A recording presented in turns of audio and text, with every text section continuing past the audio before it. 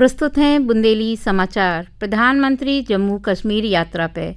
प्रधानमंत्री नरेंद्र मोदी शुक्रवार को जम्मू कश्मीर में 46,000 करोड़ रुपए से अधिक की कई विकास परियोजनाओं राष्ट्र को समर्पित कर हैं। प्रधानमंत्री चिनाब रेल पुल और अंजी पुल को उद्घाटन कर हैं। वह 2 वंदे भारत ट्रेनों को भी झंडी दिखा के चिनाब नदी से 359 मीटर की ऊंचाई पर स्थित वास्तुकला को चमत्कार चिनाब रेल पुल दुनिया को सबसे ऊंचो रेलवे आर्च ब्रिज है। अंजी पुल देश को पहलो केबल रेल पुल है। प्रधानमंत्री उधमपुर श्रीनगर बारामूला रेल संपर्क परियोजना की राष्ट्र को समर्पित कर हैं। 43,780 करोड़ रुपए की लागत से निर्मित 272 किलोमीटर लंबी ई परियोजना में 36 सुरंग और 943 पुल शामिल हैं। प्रधानमंत्री श्री माता वैष्णो देवी कटरा से श्रीनगर स्टेशन के बीच में 2 वंदे भारत एक्सप्रेस ट्रेनों को भी हरी झंडी दिखाए हैं। कटरा में Shri Mata Vaishno Devi institute of medical sciences की आधारशिला भी रखें। संसद को मानसून सत्र प्रारंभ। संसद को मानसून सत्र 21 जुलाई से शुरू हो रहा है। सरकार ने आज ई की घोषणा करी है। ई से पहले विपक्षी दलों ने ऑपरेशन सिंदूर पर चर्चा के लाजे संसद को विशेष सत्र बुलावे की मांग करी है। नई दिल्ली में संसदीय कार्य मंत्री किरण रिजिजू ने कहा है कि सत्र 12 अगस्त को चल है।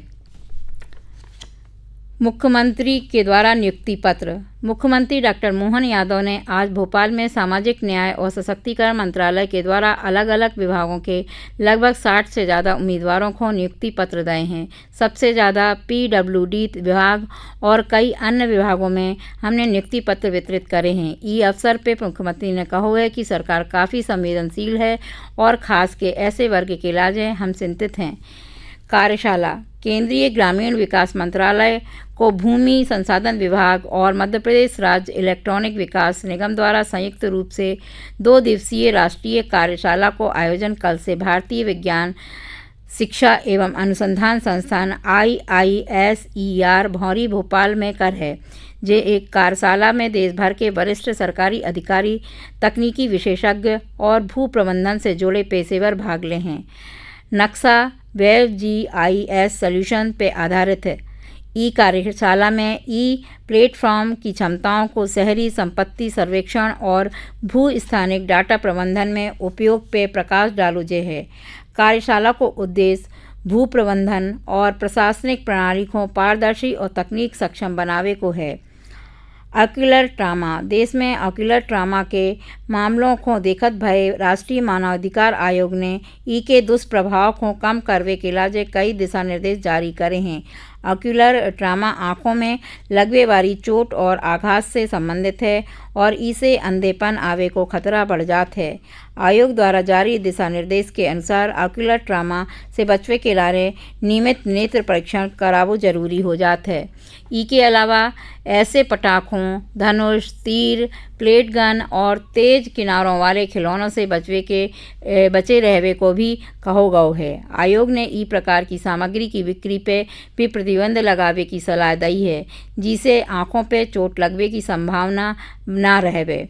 सर्वदलीय प्रतिनिधिमंडल। आतंकवाद के खिलाफ भारत के दृढ़ रुख को संदेश लेके विश्व के देशों में गए 7 बहुदलीय प्रतिनिधिमंडलों ने आज कछु प्रतिनिधिमंडल सफल यात्रा के बाद भारत लौट रहे हैं। शिवसेना सांसद श्रीकांत शिंदे के नेतृत्व में सर्वदलीय प्रतिनिधिमंडल संयुक्त अरब अमीरात, Liberia, democratic Republic of Congo गणराज्य और सिएरा लियोन को दौरा करने के बाद आज सुबह लौट रहे हैं। राष्ट्रवादी कांग्रेस पार्टी शरद पवार गुट की सांसद सुप्रिया सुले के नेतृत्व में बहुदलीय प्रतिनिधिमंडल कतार, दक्षिण अफ्रीका, इथियोपिया और मिस्र के दौरा करने के बाद आज दोपहर स्वदेश लौट आए हैं। झाबुआ में दुर्घटना। मध्य प्रदेश के झाबुआ जिले में कल देर रात सीमेंट से भरो एक ट्रक पलटने से 6 महिलाओं और 3 पुरुषों की मौत हो गई है और 2 घायल हो गए हैं।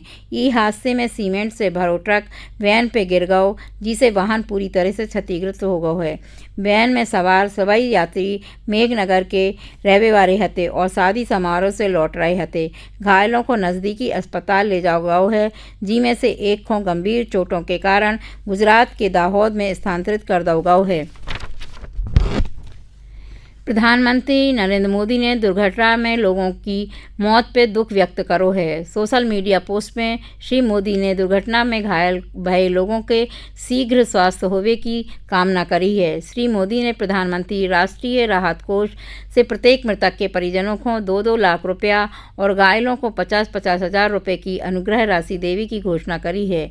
मुख्यमंत्री मोहन यादव ने भी मृतकों के परिजनों को 2-2 लाख रुपये और घायलों को 50-50 हजार रुपये के राहत पैकेज की घोषणा करी है। आज के बुंदेली समाचार इतना ही संपन्न होते हैं।